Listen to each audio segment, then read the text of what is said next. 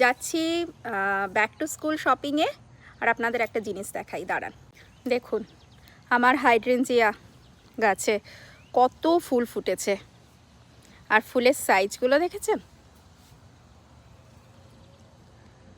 কত বড় বড়। গাছ ভর্তি শুধু হাইড্রেঞ্জিয়া, সাদা রঙের। ফ্যান্টাস্টিক না? কি ভালো লাগছে। এই গাছটা অনেক পুরনো, মানে এই বাড়িটা যখন কিনেছি এই গাছটা ছিল। খুব সুন্দর।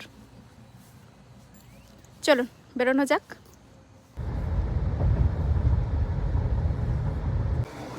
চলে আসলাম ওয়ালমার্টে ব্যাক টু স্কুল শপিং করতে। আর এই আয়েলগুলো কিন্তু ওরা ব্যাক টু স্কুলের জন্যই রেডি করে সমস্ত, এখানে যা কিছু সব স্কুলের জন্য। রাই অলরেডি তুলেছে একটা বই।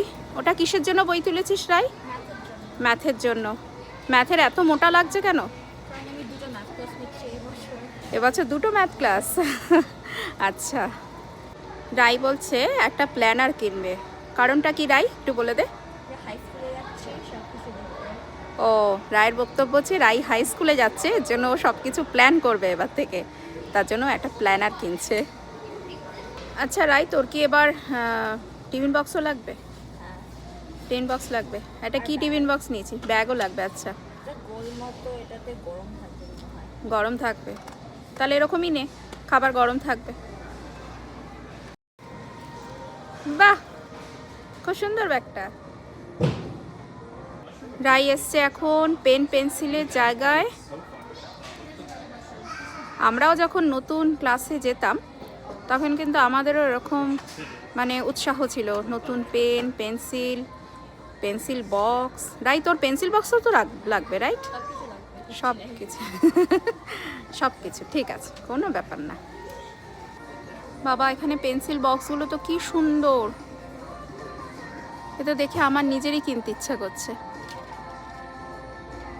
বাহ, পুরো চামড়ার লেদারের।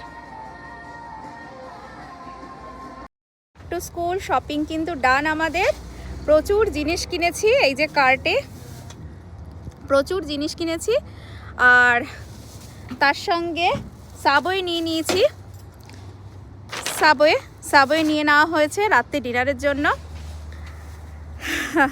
এই এখন বাড়ি যাব, বাড়িতে গিয়ে রান্না নেই বান্না নেই, সাবওয়ে খাবো, ঘুমিয়ে পড়বো। That's all. টাটা।